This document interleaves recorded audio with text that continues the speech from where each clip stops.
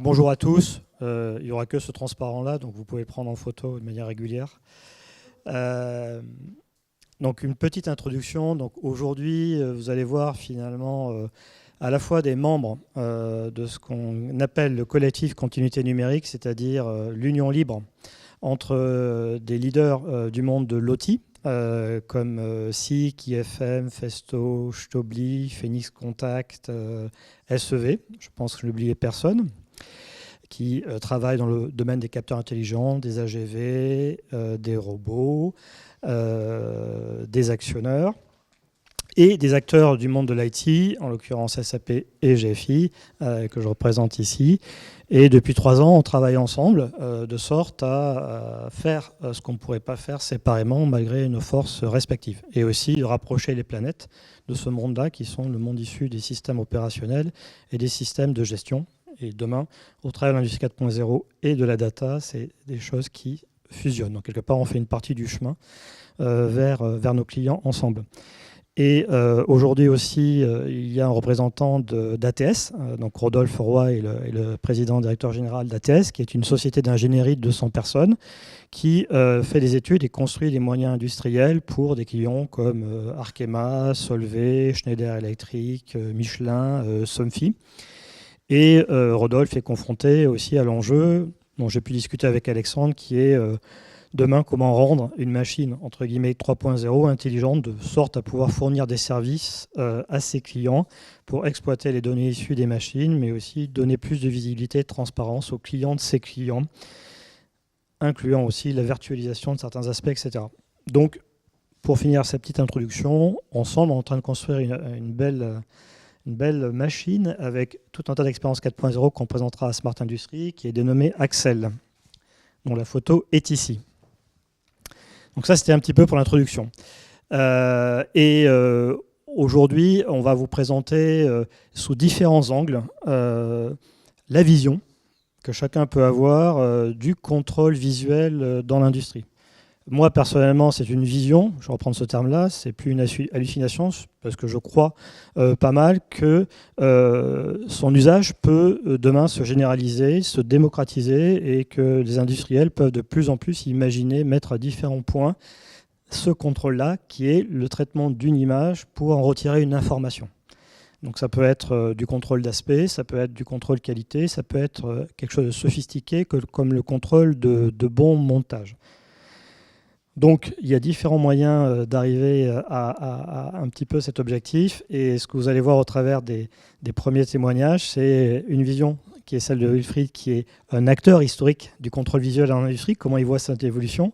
Celle de Christophe, issu de SICK, qui est comment le leader, l'inventeur du LIDAR, et qui est aujourd'hui très présent dans l'industrie au travers des caméras 2D, 3D, voit la mise à disposition de briques qui peuvent rendre les dispositifs plus intelligents.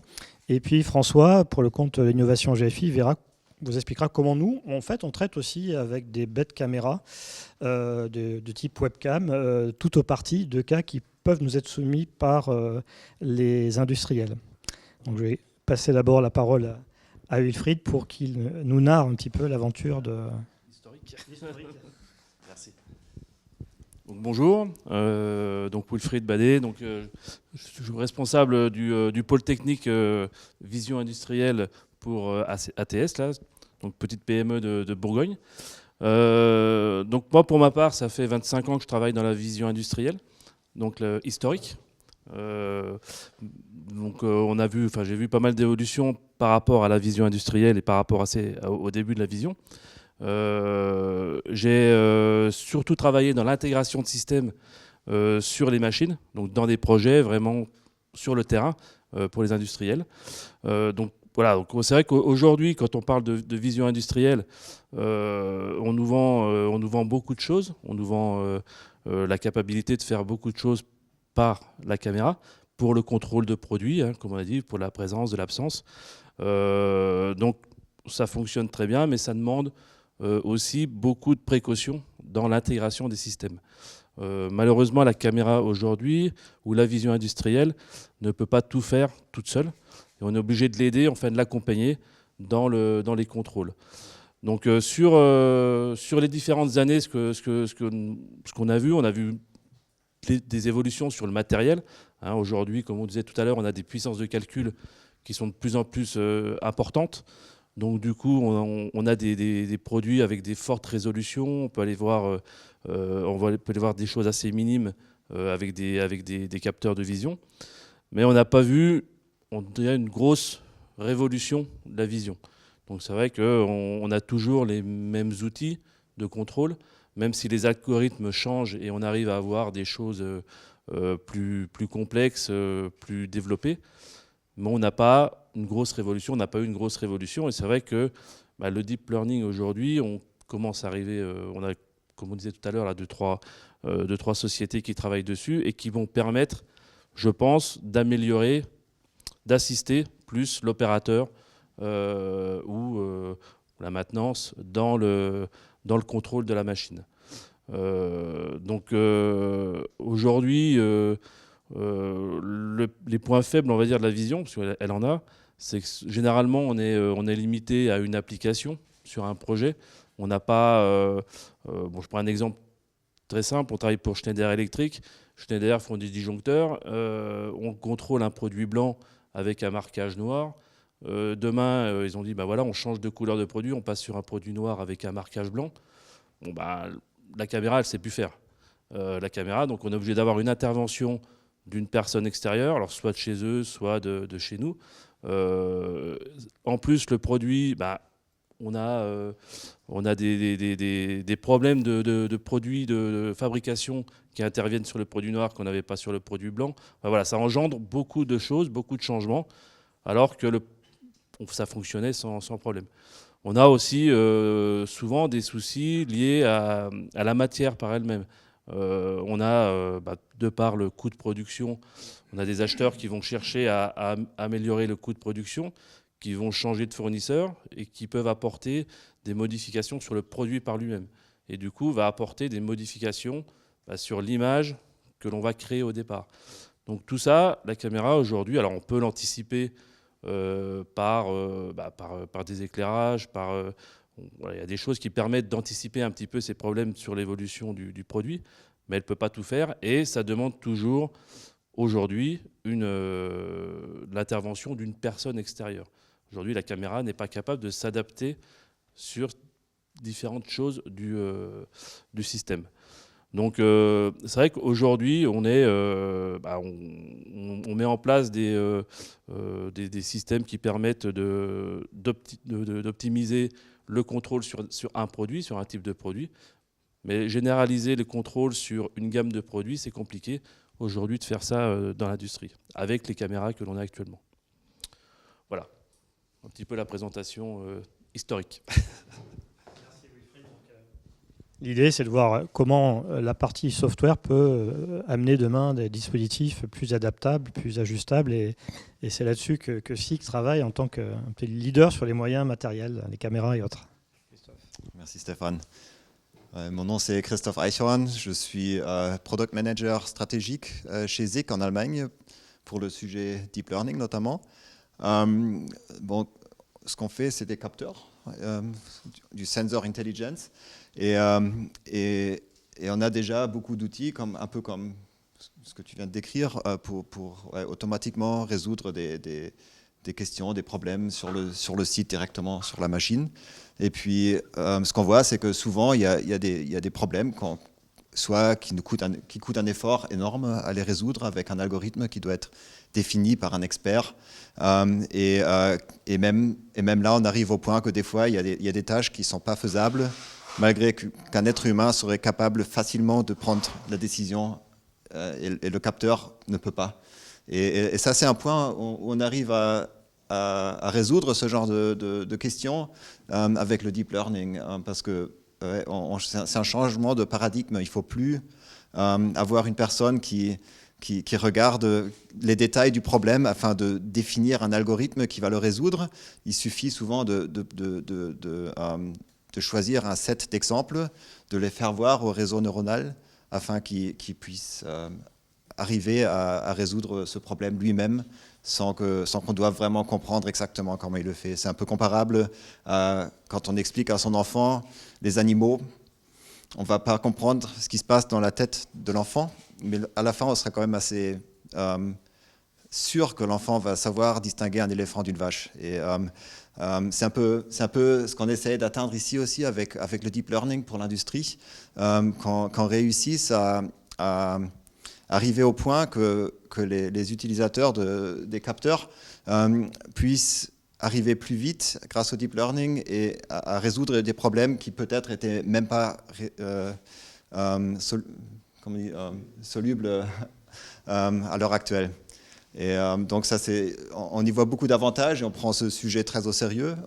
On essaye de créer des outils qui, idéalement, peuvent être appliqués par les experts de l'application finalement. Alors, parce qu'à l'heure actuelle, quand on a un problème complexe à résoudre, il va falloir l'expert de l'application, celui qui connaît sa machine, qui sait ce qu'il veut savoir distinguer, qui connaît le contrôle de qualité qu'il aimerait faire.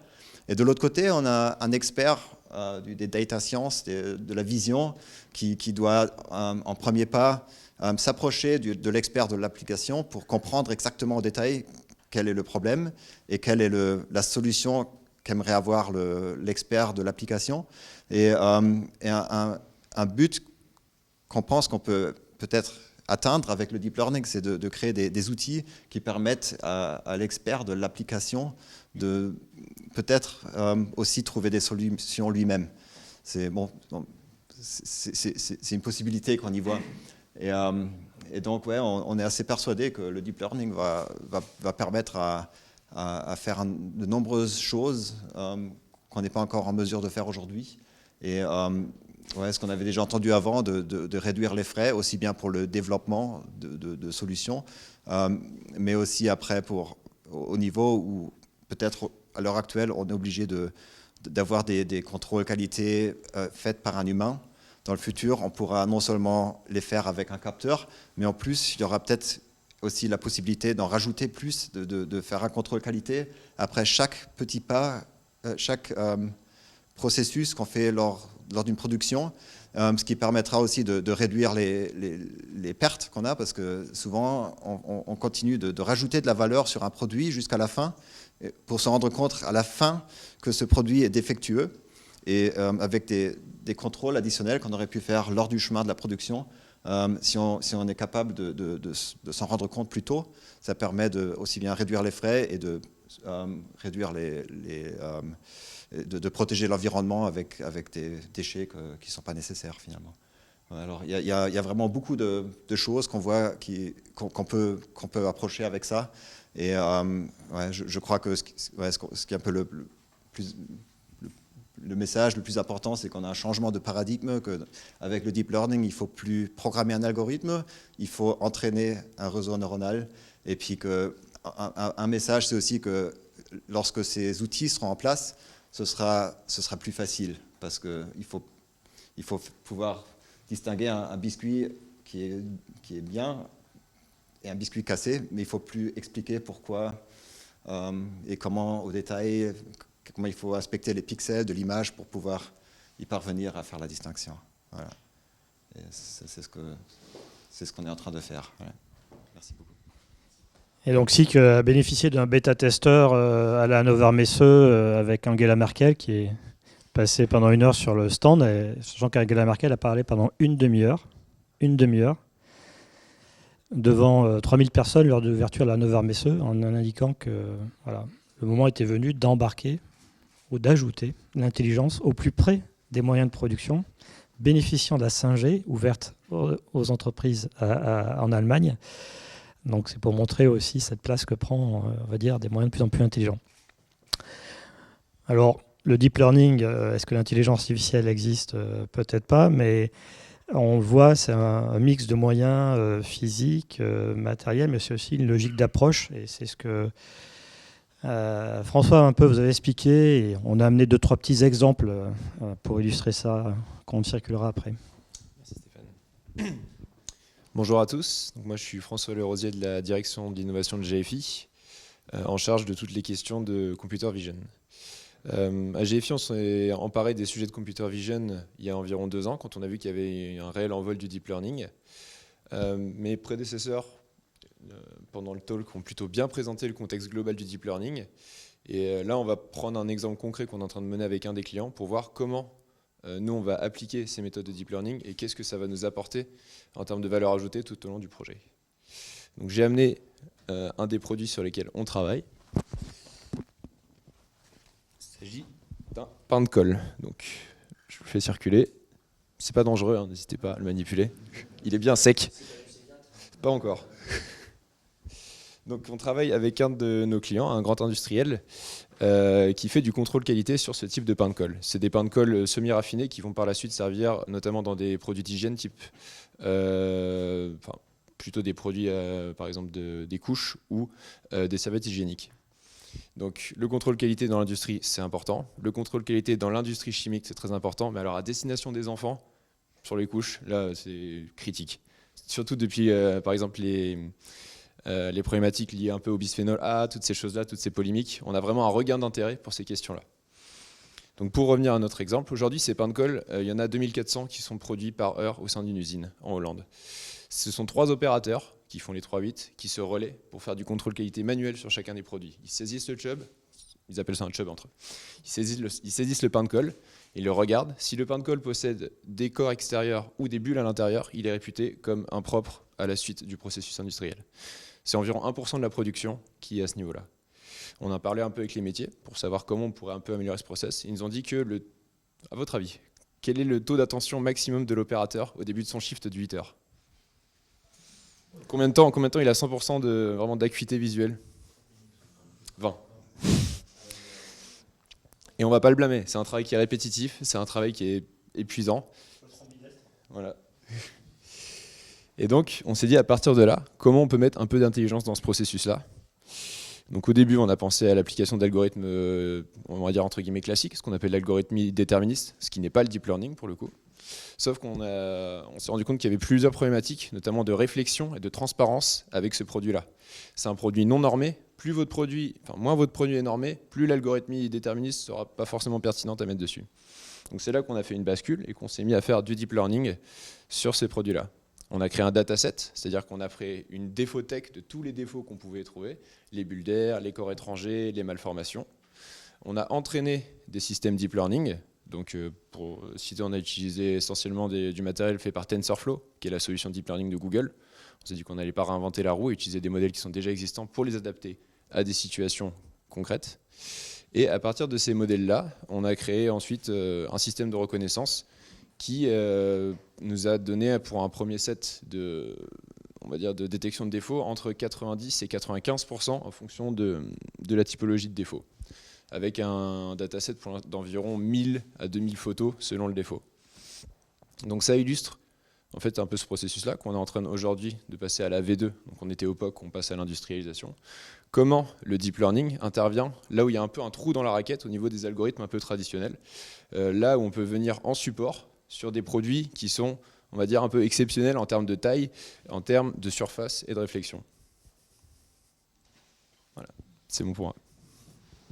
Et ce qui est intéressant, c'est qu'aujourd'hui, sur certains des cas, je pense, après je te repasserai la parole sur le cas lié à l'explosion, enfin, on travaille en l'occurrence avec SICK, parce que j'ai dit tout à l'heure qu'on pouvait, au travers d'une caméra toute simple finalement, donc il y a aussi l'enjeu d'avoir un coût moindre, reconnaître certaines choses. Maintenant, il y a des choses qui résistent, même à des caméras évoluées. Donc on travaille par exemple avec SICK parce que certains cas, que tu peux peut-être citer François, le cas qui résiste encore par rapport aux conditions d'éclairage, par rapport à l'examen en 3D.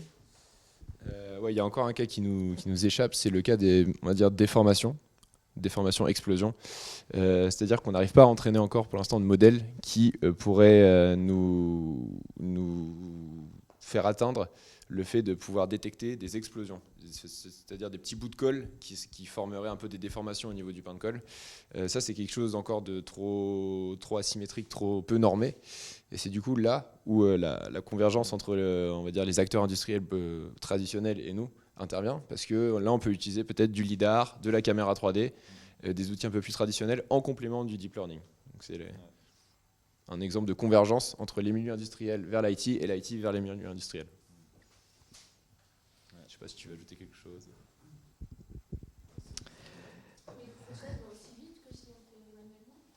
Il va plus vite. On est sur moins de 100 millisecondes en termes de cadence. Et Juste en rajouter rapidement, l'objectif, aujourd'hui on est sur 2400 points de colle par heure, l'objectif c'est de passer à 3000 par heure en termes de contrôle. Ouais, là, à ce niveau-là, on a aussi l'avantage que non seulement on est plus rapide, mais on est aussi plus répétitif, comment dire, non pas répétitif, mais plus réplicable. C'est-à-dire que non seulement après les 20 minutes, où une personne se fatigue de faire ce contrôle qui est vraiment désagréable à faire, répétitif, après ces 20 minutes, on continue d'avoir la même qualité, mais aussi si le jour suivant, quand c'est une autre personne qui fait le contrôle, on peut avoir des changements dans le jugement, c'est très subjectif.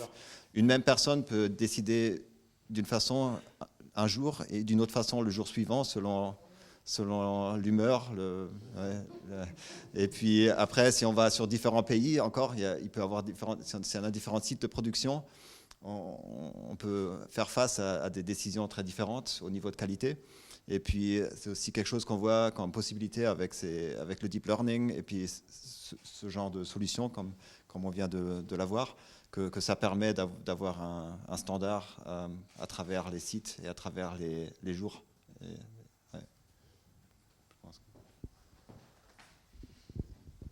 ce qui est intéressant, c'est au-delà de l'aspect machine learning, deep learning, en fait, dès qu'on rencontre un industriel, immanquablement, il y a toujours des cas d'usage, parce que finalement, encore une fois, la computer vision, c'est une image dont on retire des informations. On en retire d'autant plus d'informations qu'on sait ce qu'on cherche. D'où, dans le cas qu'on nous a montré, de décrire les défauts qu'on recherche, et donc du coup, derrière, d'appliquer la bonne algorithmique, et aussi à bon escient, dans le sens qu'il ne s'agit pas d'avoir un tombeau de données, il s'agit aussi d'optimiser, in fine, l'ensemble. Et derrière, vous pouvez voir un champ d'application qui est très vaste, c'est sur les défauts, mais ça peut être aussi sur le contrôle qualité, ça peut être aussi sur la documentation. Dans le process industriel, les différentes étapes, dans des industries comme l'aéronautique, il y a aussi un gros travail. Donc, et il ne s'agit pas de supplanter l'opérateur, il s'agit de l'assister, de le mettre à disposition, parce que ce qu'on fait là chez ces industriels, c'est après d'afficher dans une interface homme-machine les résultats. Donc, encore une fois, c'est bien d'être super intelligent sur les défauts, mais derrière, il faut qu'en retour, ça soit traité par l'homme en termes de décision ou en termes d'orientation. Donc, c'est ça qui est intéressant dans cette logique de contrôle visuel qui peut se généraliser. Et sur une ligne aussi, on peut faire la somme de contrôle et part. Et ça peut donner aussi une vision d'ensemble de si l'ensemble est correct. Donc si vous avez des questions. Sur cet exemple, est-ce que vous pouvez nous parler un petit peu du process, combien d'images vous avez utilisé, est-ce que c'était effectivement des champs de base données où vous avez dû constituer tout ça? Quelles sont les performances de l'automatisme? Quelles sont les performances? Comment vous les validez? Est-ce que vous avez eu assez de cas mauvais justement pour pouvoir entraîner des... Alors, on allait faire un dataset sur place, sur l'usine, mais on a demandé avant au métier de nous mettre de côté la production qui était réputée mauvaise, parce qu'avec 1% de la production, en un jour ou 2 jours, ça n'aurait pas été assez. Donc, ils nous ont mis de côté un certain nombre de pains de colle. On est parti sur un dataset d'environ 1200 photos par défaut. Et à partir de ça, on a entraîné nos modèles. On a fait par-dessus ça de la data augmentation, c'est-à-dire qu'on a pris les photos et par différentes opérations mathématiques et morphiques, on les a augmentées. On a un jeu sur la luminosité, sur le contraste, sur l'homéotétie. Et donc, on est à peu près sur 1200 photos pour l'instant sur le dataset, sachant que c'est un dataset de POC, donc de Proof of Concept. Ce n'est pas ce qui va être déployé sur le site de production. Et on va refaire ce même processus-là sur la chaîne quand on va déployer la V2. C'est-à-dire que le modèle sera alimenté en permanence par les chubs qui seront réputés comme faux, dans un process d'amélioration continue. Les 1200, c'est des défauts. Ouais, bien sûr, bien sûr. De défauts, type vert, type... Exactement, exactement. Ouais, ouais. Après, on s'est rendu compte que... vous voulez dire combien on en a eu de bons pour l'entraînement? On en a eu moins d'une journée, étant donné que c'est 99% de la production. Ah, combien d'images? J'ai plus exactement les chiffres, mais on est sur quelque chose de similaire. On n'a pas de dataset qui ont vraiment été différenciés.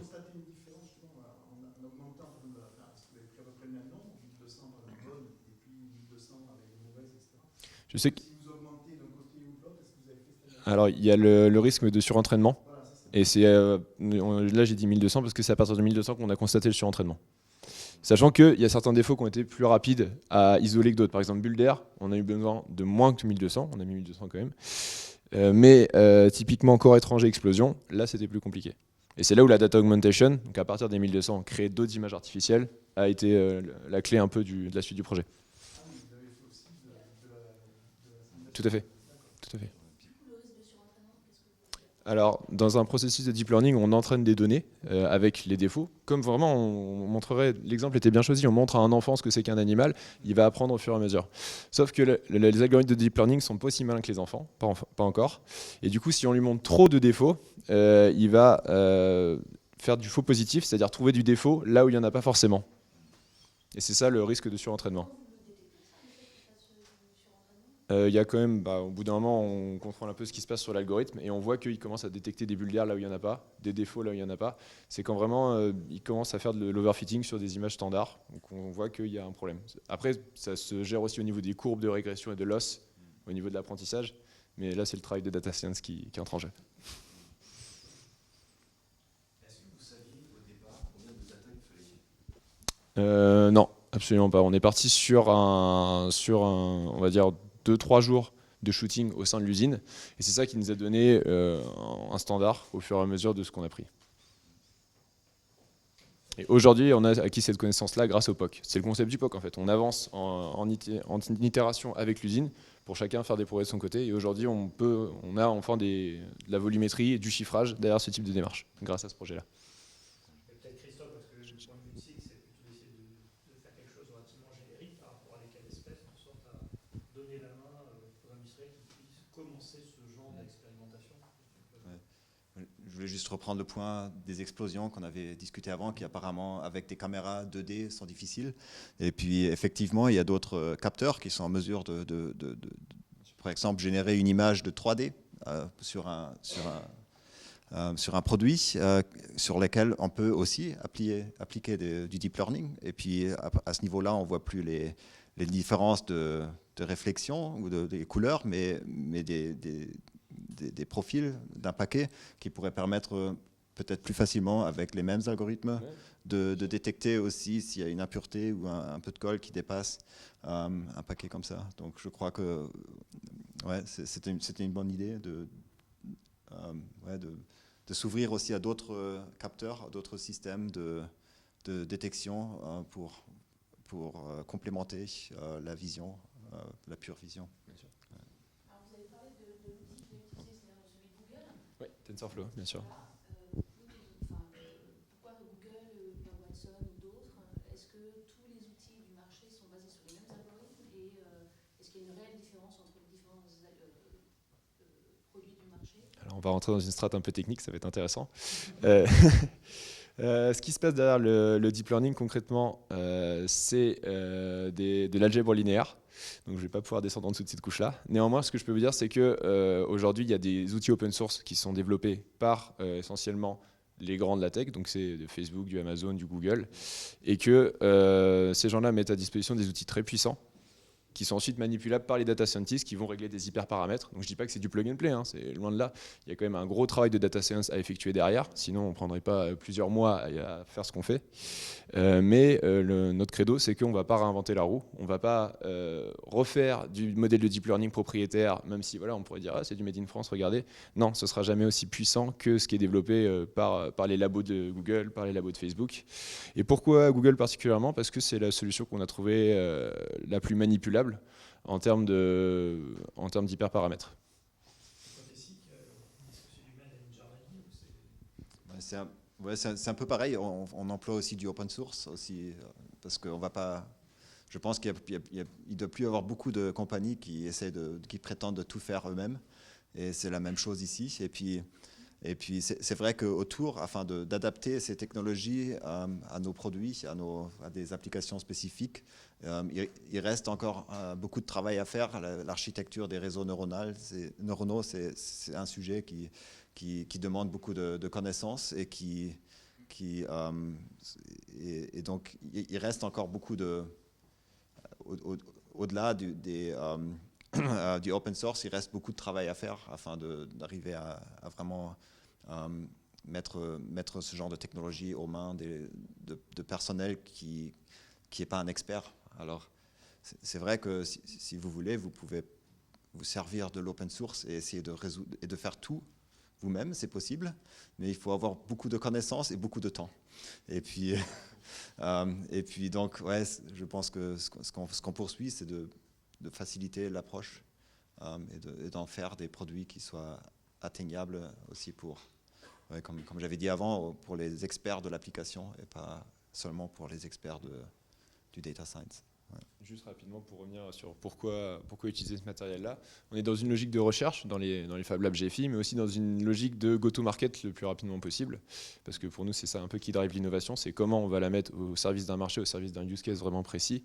Et aujourd'hui, TensorFlow, un des exemples, Google, sont ceux qui mettent le plus de matériel open source employable à disposition.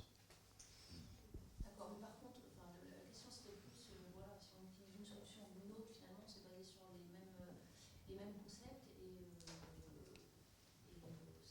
après, et la facilité d'utilisation, mais quelque part, si on prend une solution ou une autre, finalement on pourrait utiliser les deux ou trois solutions du marché et arriver au même modèle, du même type de modèle. Ça reste des solutions deep learning, ouais, bien sûr. Juste, conclusion, en fait, là on a regardé l'aspect quasi data science, mais il n'y a rien de magique en fait. On voit dans les projets que l'on fait, il s'agit de découper le problème. Enfin, on revient sur le sujet, est-ce que l'intelligence artificielle existe ? Pour être intelligent, il faut déjà savoir ce qu'on recherche, il faut découper le problème, et là on sera d'autant plus en mesure d'expérimenter, de franchir les différentes étapes avec telle ou telle technologie. Ce qui est intéressant, c'est qu'à chaque fois, et ce qu'on essaie de montrer, finalement, il faut combiner des points de vue et des moyens de nature différente par rapport à un cas donné, technologique, matériel. On n'a pas parlé aussi des conditions d'éclairage, parce que dans la vraie vie, et il faut en plus que les conditions d'éclairage soient assurées, parce qu'on peut arriver à faire des choses bien entraînées en chambre, mais après, il y a tout l'enjeu sur un site industriel. La lumière, elle n'est jamais pile poil, et je vous fais grâce des reflets métalliques. Donc, c'est tout ça, en fait, l'expérience du terrain. Beaucoup d'industriels aussi vont avoir à cœur d'augmenter leurs moyens existants, comment faire descendre le logiciel.